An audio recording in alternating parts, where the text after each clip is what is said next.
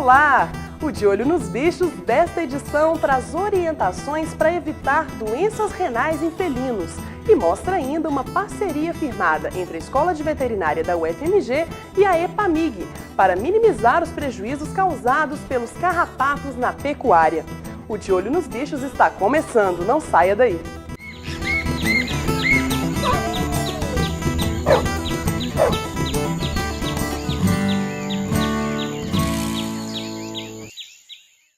Você já observou se o seu gato bebe pouca água?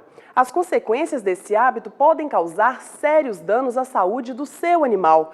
Uma pesquisa realizada na Austrália estima que 6 em cada 10 felinos apresentam distúrbios nos rins. Na reportagem de Franco Malheiro, saiba o que fazer para evitar o problema. Eles são misteriosos, notívagos, brincalhões e é a paixão de muitos criadores. Os gatos têm origem no norte da África, em região desértica, o que fez com que, ao longo da sua evolução, eles foram condicionados a beber pouca água. Mas o que muita gente não sabe é que essa tendência no comportamento dos felinos, se não controlada, pode se tornar uma vilã para a saúde dos bichanos. A origem do gato é do deserto, então ele veio do gato selvagem africano. Então ele tinha pouca disponibilidade de água e, portanto, bebia menos água, concentrava mais a urina e com isso ele exigia mais do rim. Então é uma herança genética, os gatos têm mais tendência a ter problema de insuficiência renal do que os cães. Há vários mecanismos que a gente pode lançar a mão para minimizar esse problema na vida geriátrica, digamos assim, do gato. É super importante a gente realizar check-ups geriátricos e a cada 6 meses no paciente a partir de 8 anos de idade. A partir dos 15 a gente continua e talvez comece a fazer isso de 3 em 3 meses para a gente poder ter um perfil desse gato, toda a evolução do paciente e através desses exames de sangue, de urina e de imagem, a ultrassonografia também é um exame complementar importante, nós conseguimos ter a evolução desse paciente. Uma vez que ele comece a dar sinais de doença renal crônica, a gente já tem como intervir. As disfunções renais apresentam alguns sintomas específicos nos animais, que os donos devem ficar atentos. A primeira coisa que o proprietário começa a perceber é que ele começa a beber mais água e urinar mais. A ingestão de água, eu acho que ela é mais facilmente visualizada do que a própria quantidade de vezes que o gato urina. Então, isso seria aumento de poliúria e polidipsia. O gato renal, normalmente, ele emagrece, pode ter uma anemia, hipertensão. Às vezes, começa um gatinho que é muito tranquilo, começa a vocalizar à noite. Isso é uma das sinais de hipertensão no gato. Basicamente, é isso que o proprietário vai perceber. Assim que o problema for identificado, existem medidas que devem ser tomadas para aumentar a longevidade com qualidade no felino. Assim que a gente verifica a doença renal, o primeiro passo é fazer o estadiamento da doença. Nós temos 4 estágios, de 1 a 4, né? Sendo que a partir do estágio 2 a gente já passa a ter azotemia. O que é isso? Aumento de ureia e creatinina. A creatinina é um marcador bastante importante da função renal. A partir daí, nós vamos controlar. O controle maior é feito em cima da dieta. Há no mercado várias rações comerciais, são dietas renais, e se o gato aceita essa ração, a longevidade dele com qualidade é muito maior. Nem todo gato aceita, mas seria o ideal. Outro mecanismo é aumentar a ingestão de líquido, para que esse gato tenha um funcionamento renal mais facilitado. Quando o gato entra numa fase aguda da doença, muitas vezes ele precisa sofrer internação e nesse período a gente faz a fluidoterapia endovenosa. Se o fósforo aumenta, a gente entra com medicação para diminuir o fósforo. Se o gato está hipertenso, nós vamos entrar também com medicação para controlar essa hipertensão. E em casa é basicamente a nutrição adequada, dietas renais, mais aumento da ingestão hídrica. Aqui nessa clínica especializada em gatos, pode-se encontrar o tratamento para a crise renal nos felinos. Nós optamos em projetar uma área especial para internação dos nossos pacientes. Nós fizemos então os gatis com fundo de vidro para que os bichinhos pudessem se distrair, vendo passarinho, borboleta e causar bem-estar nesses nossos pacientes, né? Projetamos de modo que de manhã eles consigam ter acesso à luz natural, ao sol, bem ventilados. A gente preza por bastante silêncio nessa nossa área de internação e carinho é fundamental para esses pacientes. Pacato é um paciente renal da clínica. Ele desenvolveu a doença através da ingestão de lírio, um veneno para os rins dos animais. O lírio provoca insuficiência renal aguda em gatos. A gente tem que ter muito cuidado. Quem tem gato não deve ter lírio em casa. E se receber um lírio de presente, vamos, né, deixar longe do alcance dos gatos.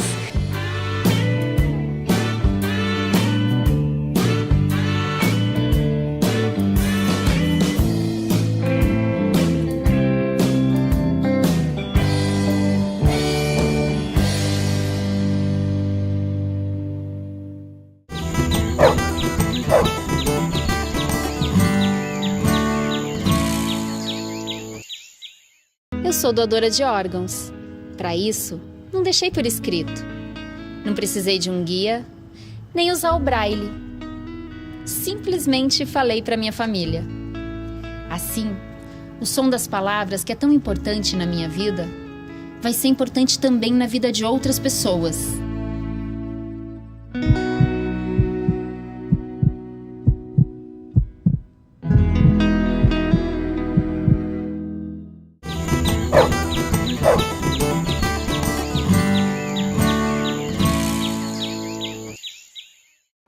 Uma parceria para combater um dos principais vilões da pecuária no Brasil.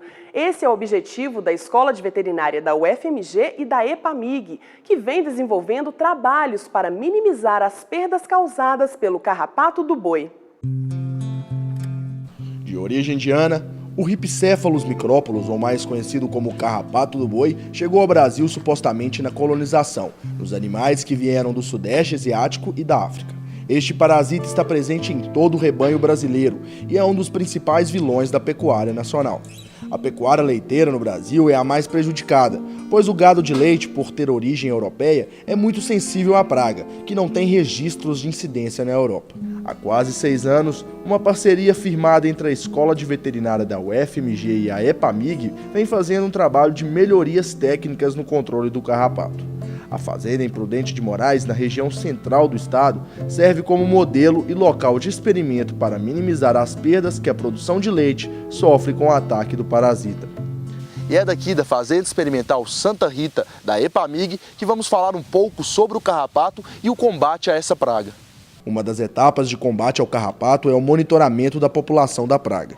E para isso é feita uma contagem periódica dos parasitas presentes no rebanho. Primeiro a gente trabalha dentro de um sistema real de produção de leite, né, num modelo de produção representativo do que é utilizado, né, na nossa região, ou seja, a gente não tem nenhuma diferença de um produtor aqui da região, né, com relação à questão de manejo, nutrição, produção. Então a gente trabalha dentro de uma condição real, né, ou seja, os estudos que a gente desenvolve, a gente pode falar que são representativos realmente da região. A importância do monitoramento está em poder controlar o tamanho limite do carrapato antes do banho de veneno, não o deixando ultrapassar o tamanho de 3 milímetros.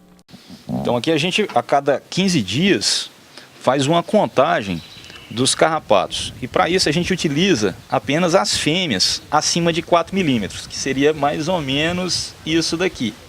Então aqui a gente vê inclusive um macho junto com a fêmea, né? Ele estava copulando no momento que a gente fez a coleta, né, do indivíduo. Então a cada 15 dias a gente conta todos os indivíduos, né, no caso fêmeas, acima desse tamanho, acima de 4 milímetros, para a gente ter um monitoramento, para a gente acompanhar como que a população de carrapato está se comportando, né? E também para poder avaliar se os tratamentos, se as medidas de controle que a gente está utilizando estão sendo adequadas e se elas estão funcionando.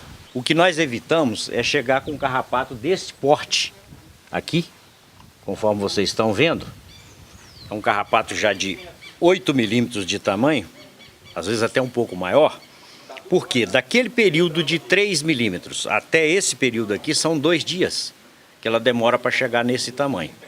E se a gente banha atrasado, tem a probabilidade de um carrapato desse tamanho cair no chão.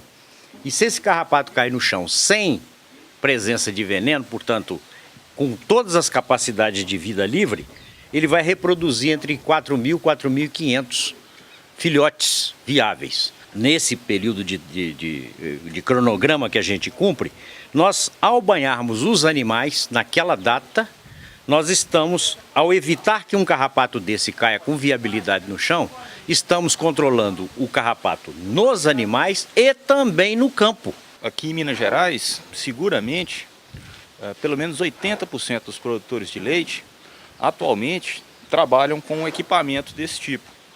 Um equipamento costal, né, portátil, e com um sistema de bombeamento manual. Além disso, esse é um equipamento que foi desenvolvido para uso agrícola. Curiosamente, não temos disponível atualmente equipamentos desenvolvidos especificamente para utilização na pecuária, para aspersão animal. Então, o produtor fica sem alternativas e, de uma maneira geral, trabalha com a adaptação de equipamentos, principalmente equipamentos de pulverização para uso agrícola e, eventualmente, até equipamentos de limpeza, né, e de pulverização domissanitária. Na fazenda, a técnica usada é a chamada estacionária, muito mais eficiente em relação ao método bomba costal. Tendo a disponibilidade de um equipamento estacionário, né, ou seja, que não precisa ser colocado nas costas do operador, né, o procedimento fica muito mais leve e muito mais fácil de ser realizado, né? Ou seja, além de tirar o equipamento das costas do operador, né, a gente também tira dele o ônus de fazer o trabalho de bombeamento, já que o equipamento também é um equipamento de pulverização, né, de bombeamento elétrico, né, motorizado. Além da preocupação com o combate do carrapato, os pesquisadores buscam maior economia e melhorias nas condições de trabalho para o produtor e trabalhador rural. Foi um ganho enorme para todo mundo. Não só na área de pesquisa, mas também na área da extensão. Porque aqui a função principal da EPAMIG é fazer a pesquisa mais direta ao produtor e também fazer uma parte importante de extensão. O público-alvo daqui é muito maior do que o público da universidade, desse público específico de produtor de leite. Por quê? Ele vem buscar aquela pesquisa prática para resolução de problema local e também um local de visitação, onde que você tem cursos de extensão para técnicos e produtores. A parceria com a universidade completa tudo isso aí.